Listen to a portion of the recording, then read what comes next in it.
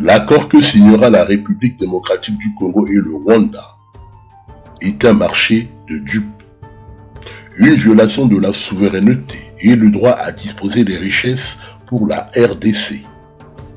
L'administration Trump se fait complice du pillage des matières premières de la République démocratique du Congo via son proxy local, Paul Kagame. Comment peut-on faire signer au président Félix Tshisekedi un accord de partage de richesses avec le régime de Kigali alors que les ressources naturelles stratégiques se trouvent sur le territoire congolais? N'est-ce pas une façon de balkaniser progressivement la République démocratique du Congo au profit des groupes terroristes armés?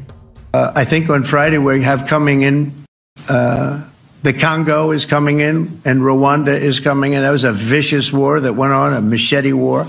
Heads chopped off all over Africa. They're coming in. We did two others in addition to that. Nobody's ever done anything like this. No, I consider him a person that's, I think on Friday we have coming in, the Congo is coming in and Rwanda is coming in. That was a vicious war that went on, a machete war. Heads chopped off all over Africa. They're coming in. We did two others in addition to that. Nobody's ever done anything like this.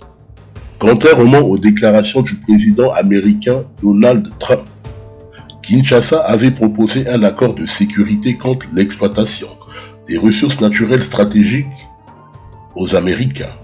Malheureusement pour l'actuel président de la République démocratique du Congo, l'administration Trump vient d'adopter un agenda de colonisation des richesses de la RDC par le Rwanda de Paul Kagame.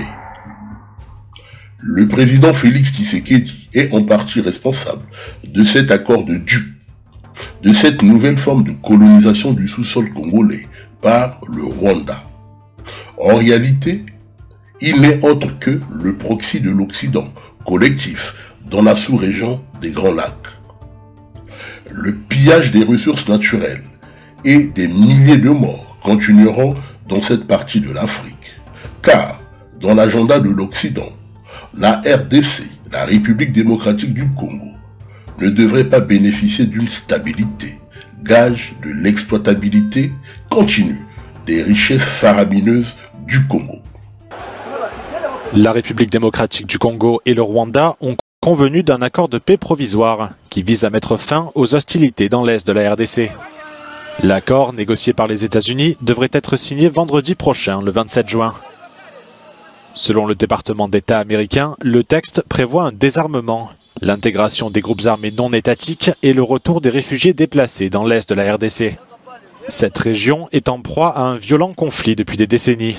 Quelques 100 groupes armés se disputant ces précieuses ressources naturelles, dont l'or, le tantal, le cobalt et le lithium. La République démocratique du Congo accuse son voisin, le Rwanda, de soutenir l'une des principales factions, le groupe M23, qui s'est emparé au mois de janvier de la ville stratégique de Goma, puis de Bukavu en février. Les Nations Unies estiment que 4000 des combattants du M23 sont des soldats rwandais, une accusation que Kigali conteste toujours fermement. Le Congo et le Rwanda ne sont pas officiellement en guerre et ont déjà tenu des pourparlers de paix visant à apaiser les tensions dans l'est de la RDC. En mars, l'Angola s'est retiré de son rôle de médiateur entre les deux pays après plusieurs négociations infructueuses. D'autres pays, comme le Qatar, ont également tenté de faciliter les discussions par le passé, sans succès. Si le président Félix Tshisekedi était visionnaire, il devrait changer de doctrine, de partenaire. Il opterait pour la Russie et la Chine pour résoudre définitivement le conflit qui l'oppose au Rwanda de Paul Kagame, comme nous l'observons dans certains pays de l'Afrique, les pays de l'AES. L'accord que signera le président Félix Tshisekedi et Paul Kagame est un marché de dupes lorsque l'on y regarde de près. C'est un accord qui va faciliter à long terme la balkanisation de la République démocratique du Congo. Merci de vous abonner. Merci à toutes les personnes qui partagent nos vidéos. Au revoir.